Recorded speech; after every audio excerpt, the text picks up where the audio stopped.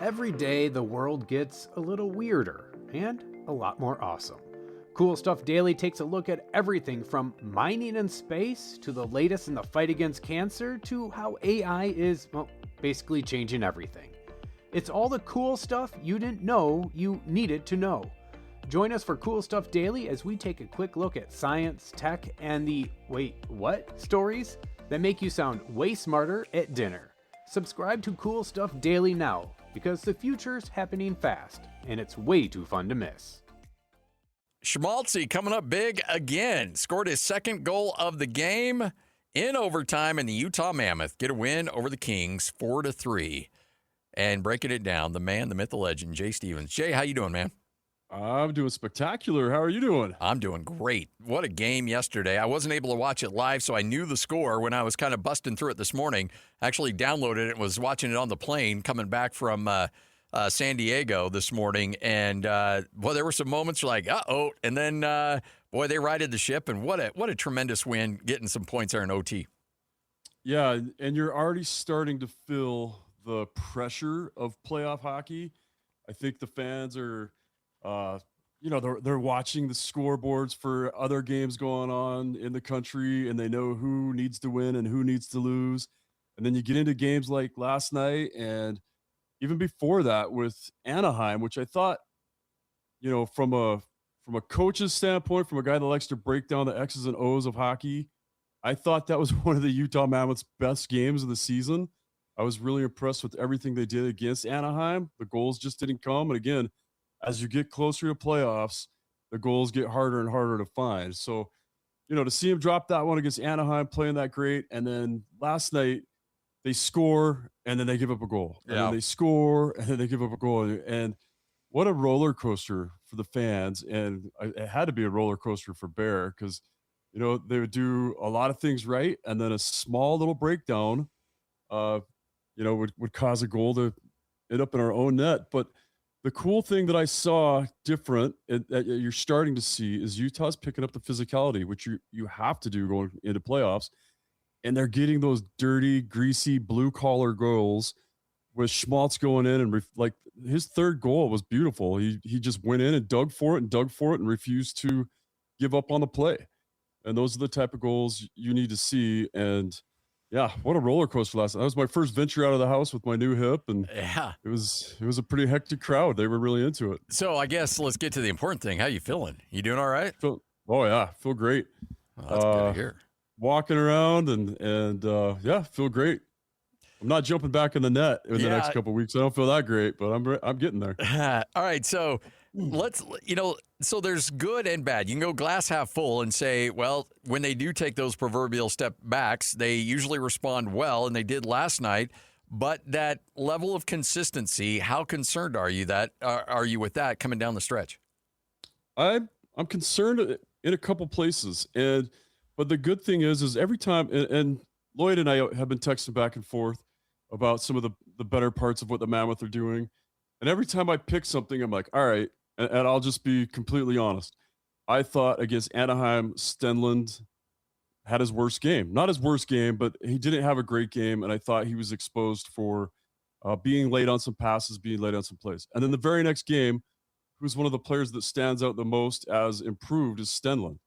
And that's happened 3 or 4 times during the course of the season where I'm like, wow, there's a real problem here. And then the next game, they figured it out, and there's not a problem there, whether it's a player, whether it's a breakdown in the system. So I think they're at the point now where they can make those adjustments right away, and the coaching staff sees where the inconsistencies are coming from, and then they fix it. And, it's like anytime you tear down a wall in your house, you fix this part, and then it turns out there's another part you got to fix. And that when you have a young team and you have they've got the veteran leadership there with the Stanley Cup experience, but there's just these little things they got to keep tweaking. And I think they're doing a good job of tweaking them. That snapped a consecutive loss streak of 4 at home, and they've been so good in the Delta Center this year. I got to imagine when that thing went into overtime, that crowd was like, no, we're not doing this again. We can't do this again. And to see them get the win, snap that streak, was I think a real big moment for this squad. Yeah, and I said immediately, well, I was super disappointed in the tying goal, first off. Yeah.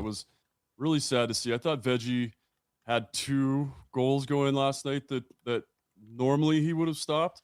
I thought we've been seeing a better performance out of Veggie with now that Vanacek's got in the lineup a couple more times. I think they make each other better, and I think they give each other rest. But yeah, there was that nervousness. But the minute we went into OT, I'm like, all we have to do is get possession. Utah's speed is going to take it once they get possession. But you saw the first minute and a half, Utah didn't even touch the puck. LA was just running around with it. The minute they got possession, a great pass by Stenlund, a good play against the boards to win the puck and to stop LA's possession. And then he made a great breakout pass. So, and then you just knew, you saw it set up right away. And it was just beautiful. So, yeah, intense. Just as a fan, hold on, because it's going to get more intense as the season goes on. Every point counts. So I'm going to throw a number at you. You tell me if this is crazy or not. For LA, that's their 17th OTL on the season. That seems a little high, isn't it? Yeah, it is high. They're more of a systems team than they are a team of super fast stars like what Utah's made of, or So when you break down 3-on-3, there's not a lot of team systems involved with that. So I think that's where they get exposed. And it's not like, I mean, there's 3 Hall of Famers over there from their Stanley Cup era, and anytime you get Kopitar on the ice, he's dangerous. Anytime you get Doughty on the ice, he's super creative. It's been said that he's thinking circles around you while you're trying to skate, while he's skating circles around you. So they're dangerous, no doubt.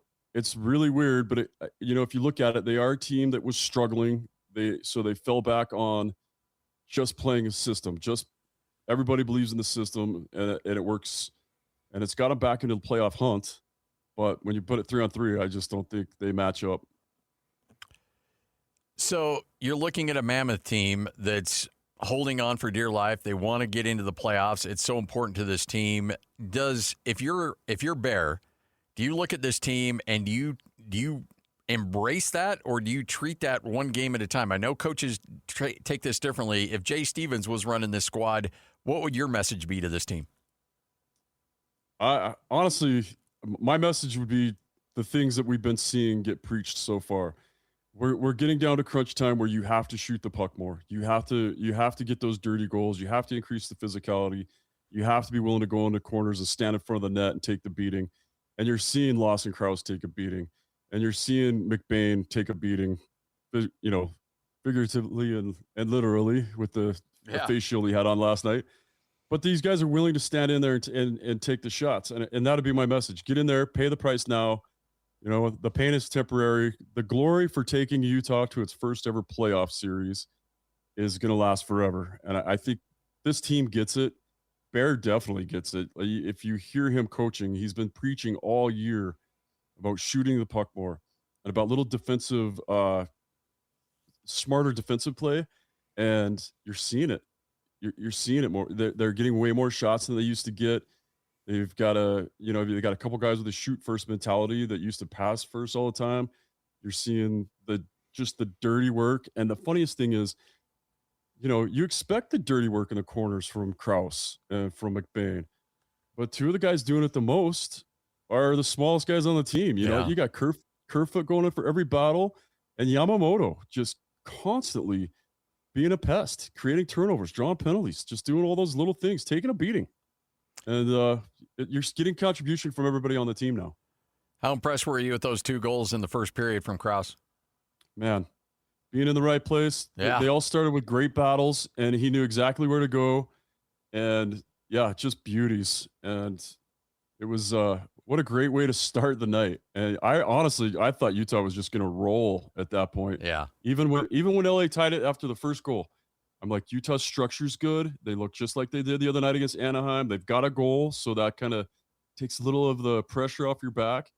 And anytime you get, it's just good to see a guy like Krause get rewarded with goals, because he does so much work without the puck. And, you're going to see more out of him. In the Ducks game, you saw he had a couple dangles that he hasn't had this season. And he's got a toe drag that he's trying to pull off, and he's got just a few more dangles to his game. So I think Krause is going to he's going to be more and more involved on the offense. Well, this is already a career year for him in terms of goals and everything else. And you think he's got another level to go too? I think whatever work he did this summer, because he took all the responsibility. He said, I wasn't as good as I should have been last year. I'm going to be better. And he went out and he's done it. And if you look, this is such a Cinderella story. Like, this team should win, because if you go down the roster and look at guys like Krause, who had a rough year last year, like Carcone, who basically was told, he went to the media and said, yeah, I'm not going to be here next year. It just didn't work out. I appreciate the opportunity, but I'm not going to be here. Yamamoto, who was sent down to the A all last year. These guys that their career looked like it was over, or, hitting these stumbling blocks. And each person went back and said, I can be better. They took it upon themselves. They went out and they worked their tail off. And then they come in and you're seeing it. You're seeing more. Krause is better. Yamamoto's better. Carcone is phenomenal. He's a guy that these are guys you want your kids to see. Look, these are guys that didn't make varsity this year. They didn't go cry about it. They went and worked their tail off, and they made the team, and they're just kicking butt. It's just so cool to see. Like, it's a story you don't see all the time in sports, and to have so many examples on one team just shows you the kind of development that Utah must have in that locker room, and the faith these players must have in these coaches. Well, I think that's the thing. When you have faith in your coaches and you have faith in the front office, that if I put in the work, they're not giving up on me either. And they'll reward me if they see the hard work, and they're not just casting me away thinking that, it's over. If I put in the work that I need to put in, that I'll still get a fair shot from these guys, because a lot of coaches in all sports don't necessarily do that. When they give up on you, you're done and you're dead to them. Yeah. And there's no loyalty. You're a piece of the puzzle. You're a piece of property. And it's funny because Ryan Smith, it was kind of interesting in the beginning, because some of the stuff said property of the Utah Mammoth, and Ryan Smith's like, I don't want to say property of the Utah Mammoth. These players are part of our family. It's not, they don't want to look at it as like they own it. But when you get down to it and you need to cut a guy, you're going to cut a guy, or you're going to trade a guy, but to see a team that, they seem to be giving loyalty to these guys that they drafted, or, they have these special relationships with guys like Carcone or O'Brien, that they gave him another chance and they gave him a contract. And they're like, you're here, you prove it, or you earned it this summer by all the work you did. And Bill Armstrong mentioned that about Carcone, that, they had a meeting. It wasn't going to work. 2 months later, they had this chance, breakfast. And Bill could tell that he had done the work and taken the ownership, that Carcone had done these things, and he gave him a contract. Like, you just don't see that a lot in pro sports. I would love that if Utah became like what the Minnesota Twins used to be like, where Kirby Puckett's like, I'm just staying. I love it. I'm just staying. And that was so cool to see as a kid, when everybody else was chasing all the money, and Kirby Puckett's like, look, Minnesota's been faithful to me. I want to be faithful to them. Saw it with John Stockton here, where he just basically said, just get the contract ready. Don't embarrass me. I won't embarrass you. And I would love if the Utah Mammoth became that of the NHL, that beacon of you can be a competitive team without treating your players like crap. Because that's what Vegas has done, right? They're notorious for just giving up on players. Marc-Andre Fleury, Marcia Show, he was a Conn Smythe, they get rid of him. It's cool to see it. I hope it's true, and I hope these players are happy here and feeling like they're developed here, and that's going to get us the next best free agent. I know we've talked about this before, but this just amazes me. Not only are you playing meaningful games in April, not only are you laying it out on the line night in and night out, but you're playing every other night. I mean, you had a game last night. Tomorrow, it's the Oilers. Then it's the Capitals. And then you hit the road for a rematch against the Kings on Saturday. That's 4 games in essentially 6 days. I mean, I don't know how guys do that in this league. Yeah, that's the NHL, and in playoffs it's every other night. So you got to be ready for it. And the good thing is Utah had more home games. I think it was 7-4, 7 home games and 4 away games for the rest of the season. So I think that's going to favor Utah, even though they're playing a lot of games. At least they've got their own their way to decompress in their own bed, and for whatever that's worth, it should benefit Utah moving forward. But yeah, and their bodies are just taking a beating. So this is the time of year where you see they maybe bring up another guy Another healthy guy just out of the A, which will frustrate the A. The Mammoth or the Roadrunners are trying to make the playoffs. Yeah. The Mammoth are trying to make the playoffs, but you'll probably see somebody get pulled up and parked just in case they need another body and somebody needs a rest for a night. So it's getting crunch time. Every game is going to be exciting and intense. And yeah, what's next? Oh, it's just the Oilers. No big deal. No big deal. Yeah. Number one power play in the league. Utah seems to keep taking penalties, so it could be dangerous. I did just read like 15 minutes ago, McDavid only practiced for about 15 minings this morning, then he got off the ice. Take a break. Shut her down. So, just one game. It's okay. Yeah, he doesn't. Although that's the most the thing I'm most excited about seeing tomorrow is Connor McDavid I know play that's true. Center. Yeah, you want to see him in Delta Center for sure. Hey, Jay, we appreciate it, man. Thanks for joining us. Always a pleasure catching up. Sounds like you're feeling good right now, but heal up as quickly as possible. Let's get you back on the ice. I will. Thanks, guys. Appreciate it. You got it. Jay Stevens, host of the Utah Puck Report right here on 97.5, the KSL Sports Zone. The Bleacher Report app is your destination for sports. Right now, the NBA is heating up, March Madness is here, and MLB is almost back. Every day there's a new headline, a new highlight, a new moment you've got to see for yourself. That's why I stay locked in with the Bleacher Report app. For me, it's about staying connected to my sports. I can follow the teams I care about, get real-time scores, breaking news, and highlights all in one place. Download the Bleacher Report app today so you never miss a moment.